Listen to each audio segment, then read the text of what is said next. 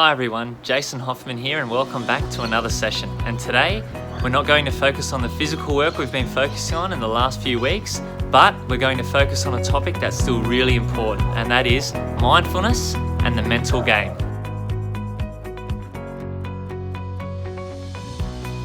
So this week, I'm going to give you some of my personal tips that I use to help me not only prepare mentally for professional sport, but that help me get into a good mind space for different aspects of my life.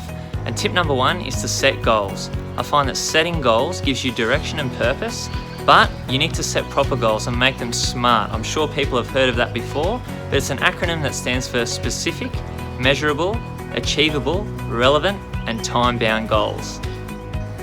My tip number two for mental health is to just get active. I find that whenever I'm feeling a bit overwhelmed and I just leave the house, even if it's for a casual walk, it always gives me a good mental cleanse. And I find that it's a moment that I can dedicate to myself, get some time alone to refocus.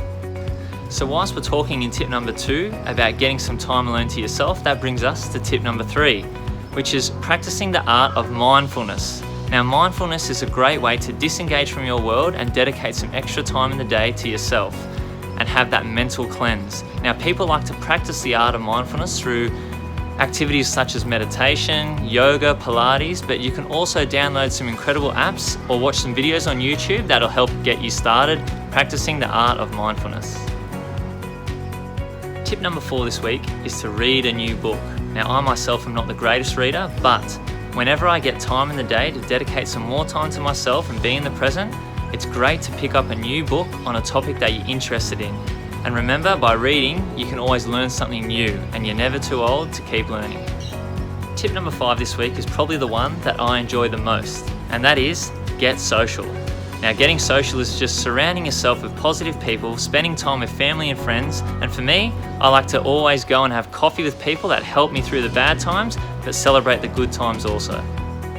So that brings us to this week's challenge. And the challenge this week is to set a goal, make it SMART, and share it online. Because I believe that if you share it online and you're brave enough to share that goal, it not only establishes it in your own mind, but it allows someone the opportunity to read your goal and potentially help you achieve it. So I can't wait to see all the goals go up online, and who knows, we might be sitting down for a coffee with Hoffy talking about your goal soon.